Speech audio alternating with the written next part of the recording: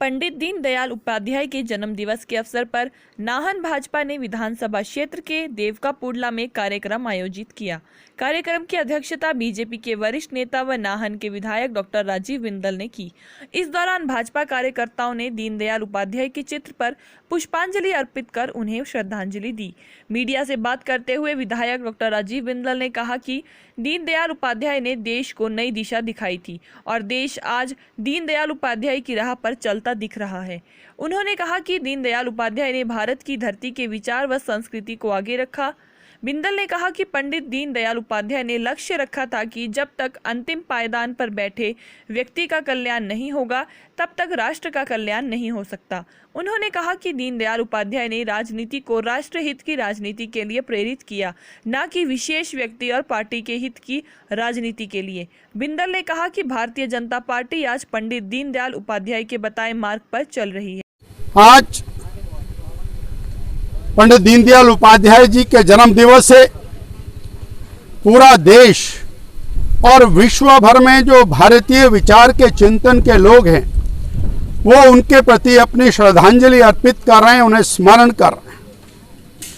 हमारे देश का जो अर्वाचीन इतिहास है, जो नया इतिहास है, उसके अंदर 3 विचारक हुए, डॉक्टर राम मनोहर लोहिया, आदरणीय गांधी जी, पंडित दीनदयाल उपाध्याय।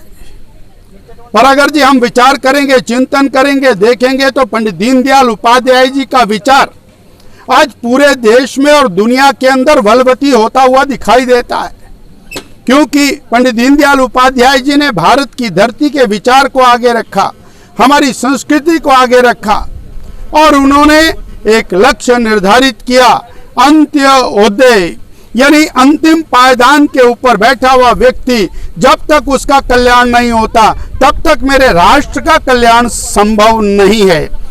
उन्होंने कहा हमें राजनीति करनी है तो राष्ट्र हित की राजनीति करनी है, हमको व्यक्ति और पार्टी के हित की और परिवार के हित की राजनीति नहीं करनी है। और उसी बात को लेकर के भारतीय जनसंघ खड़ा हुआ, उसी बात को लेकर के भारतीय जनता पार्टी काम कर रही है। उन्होंने कहा कश्मीर के ऊपर 1951 के अंदर एकजुट होकर के उन्होंने निर्णय लिया, कश्मीर भारत का अभिन्न अंग है, यहाँ पर धारा 370, 2 संविधान, 2 विधान, 2 झंडे, वो हमें स्वीकार्य नहीं है। पूरे देश के अंदर जन जागरण अभियान किया और आज धारा 370 हट करके कश्मीर भारत का अभिन्न अंग इस नाते हमें दिखाई देता है। असम को लेकर के 1961 के अंदर असम जनसंघ ने और एक रिजोल्यूशन पारित किया, पाकिस्तान से आने वाले घुसपैठिए वो भारत की धरती का शोषण करने वाले हैं। पूरे देश का जागरण किया गया, पूरे देश को उस विचार के साथ खड़ा किया गया। आज वो घुसपैठ बंद होती भी हमको दिखाई देती है। पूर्वांचल को अलग करने का जो षड्यंत्र चल रहा था, देश को खंडित करने का जो षड्यंत्र चल रहा था, उन सारे मुद्दों को लेकर के जो विचार, जो चिंतन और पंडित दीनदयाल उपाध्याय जी ने दिया वो सर्वश्रेष्ठ विचार के रूप में हमारे सामने दिखाई देता है। उन्होंने कहा कि औद्योगिकरण होना चाहिए परंतु शोषण के बिना औद्योगिकरण होना चाहिए। उन्होंने कहा अनुशासन होना चाहिए परंतु डब्बाबंद कोई इस प्रकार की स्थिति नहीं होनी चाहिए जिसके अंदर व्यक्ति की स्वतंत्रता समाप्त हो जाए। स्वतंत्रता होनी चाहिए परंतु उसके अंदर स्वच्छंदता नहीं होनी चाहिए।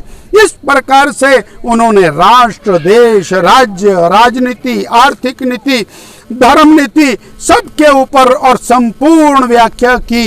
यानी कहा जाए अर्वाचीन देश किस प्रकार से चलना चाहिए, आज के समय में देश को कैसे आगे बढ़ना चाहिए, उसके जो रियल प्रणेता कहे जा सकते हैं वो पंडित दीनदयाल उपाध्याय जी हैं।